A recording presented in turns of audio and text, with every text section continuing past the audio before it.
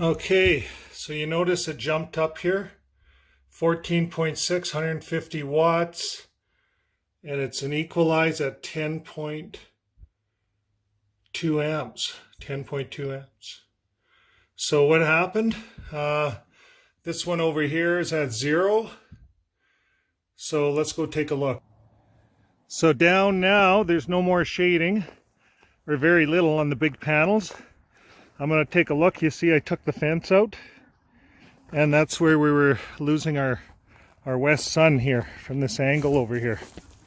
So so it's important, I think, to get this west sun. You see, you can see my shadow standing there. I'm over by the fence.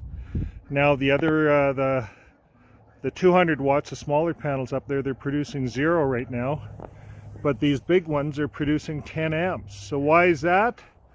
Well, because once you get into a bigger system and you tie 2 of these high voltage panels together, the panels are giving the MPPT about 75, close to 80 volts of energy at whatever amperage or the sun's getting.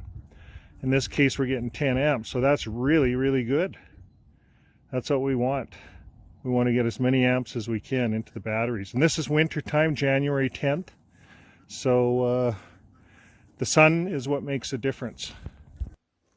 Okay, we're back in the control room here. And so we see everything's hitting a good charge. We're showing green lights. Our MPPT went down to 37. The sun's dropping fast. So we were able to take a look at some of the differences. So I guess when I look at this whole setup, I'm convinced that not only do you need a wind and a hybrid wind and solar, I think that's important. We also have to complement it with some extra energy, and we have to get into the high voltage stuff to really get the amperage and to get into a charge controller that can equalize your batteries. I think that's very important as well. And that's what these higher end charge controllers do. You pay the money for them, but in the long run, this charge controller, when I go through the menu, it shows me that I got 3 batteries. I don't know how it figured it out, but it knew. And it goes on to equalize all 3 batteries. So I guess they have a method of doing it electronically. At this point, we just have to know which is the best and which product we should use. You see how it changes. Now we're pumping 3.3 amps out of our 200 watt panels. And over here, we're 2.6 amps. So we're even pumping more power out of the smaller panels right now than we are out of the bigger panels. So why is that? Let's go look. Aha, there's the culprit. So you see the big panels have shading, and you can even see the horse head image in the shed. So just by that little shading on the big panels off to the left, that little bit of shading chokes both panels down to very minimal wattage. Less amperage out of those 2 big panels right now than we're getting out of these 2 smaller panels, because the 2 smaller panels, you notice the shading's below them. There's no shading. So I'm convinced that we have to move those larger panels up onto the roof so that we're not dealing with a shading issue, because we're always going to have horses and we're always going to have bales and yard stuff sitting in the way. So this is a good example for everyone to beware when you're installing for shading, and how shading really drastically reduces your amperage and your wattage. Now the next project I have in the go here is building a wood rack. So I'm going to take this 2x4 and manufacture some kind of a farmer type rack for this, put it on the roof, and then we can get more power. And back inside here, you notice I got some wire on top of the controller there. We're going to poke a little hole with the drill right above it, and we're going to go outside and we're going to wire that MPPT into the solar panel on the roof once we have that all installed. Okay, So that's it for today. Thanks again, folks, and stay tuned for our next segment. Okay, it's the next day, and as you can see, it's about 11 o'clock in the morning. Now our tracker's looking east. It's gathering in all the east sunshine. But the top part of the tracker I have on one string, and the bottom part I have on another string. Now I'm going to pan around, and you'll see that the sun is kind of poking through those trees there. And what's happening here is that's causing a shading effect on the bottom panel or two.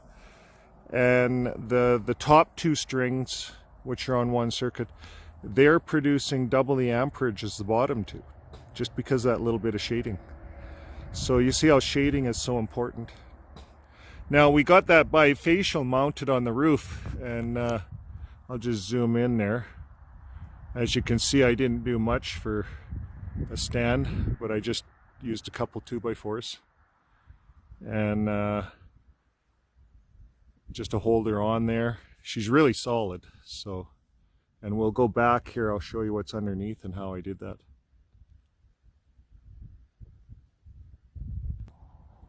So I just came right up. I put a hole right there. This way we're not in the building. Brought the wires down.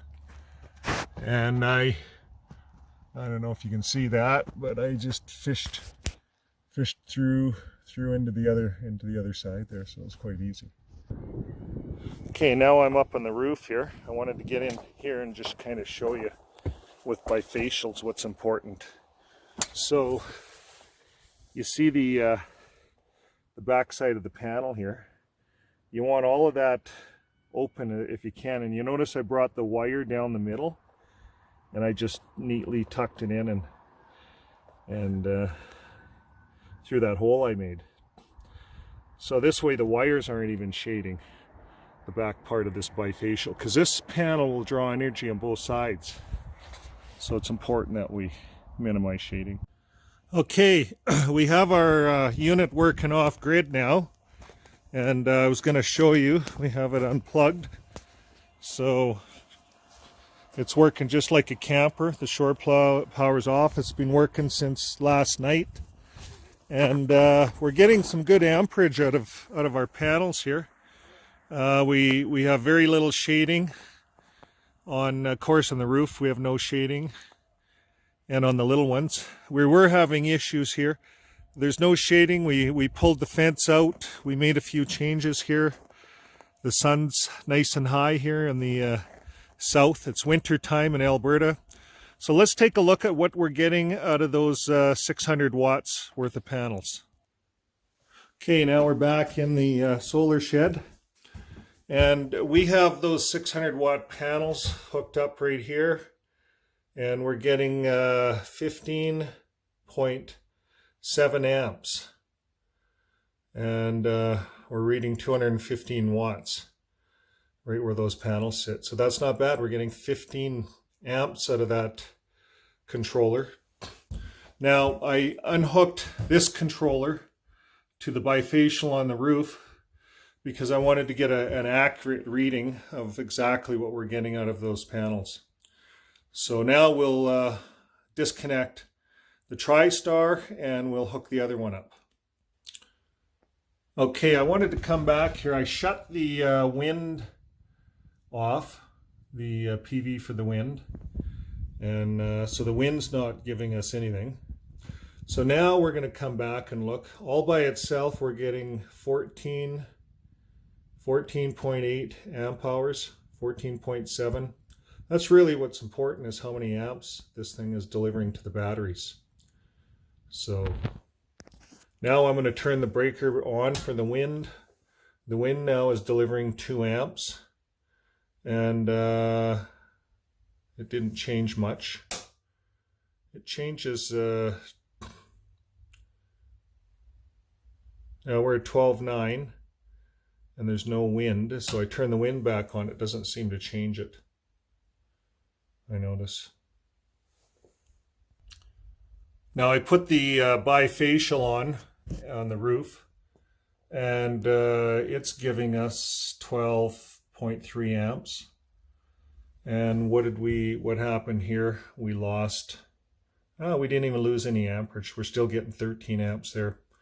So sometimes when you have both systems hooked up in parallel, you might not get the full amperage that it can give, might hold back a bit. In this case, since we're bulk charging, that's not the case. So we're getting the same amperage out of the bifacial, if not a little more, 14.1 amps, 200 watts. And down here, we're only getting about the same wattage, about the same amperage out of 600 watts for the panels. So the bifacial is 380 watts. That's all you're buying. Down here, you're buying 600 watts. So again, I come back. I think bifacial is the way to go. That's how you get the most amperage. But everything's throwing out a little bit of bulk charge. We're getting about 30 amps out of these two together, and another 2 here, so 30 some amps of charge into our batteries. And that's bringing our voltage up to 13.5, which is really good. So we're in the midst of the day. Our heat is good. We're running our electric heat at 7. It's warm outside, so we're not drawing a lot of energy from the electric heat. This is our first day in, and so far so good. We have lights on. We're running this just like a normal shop.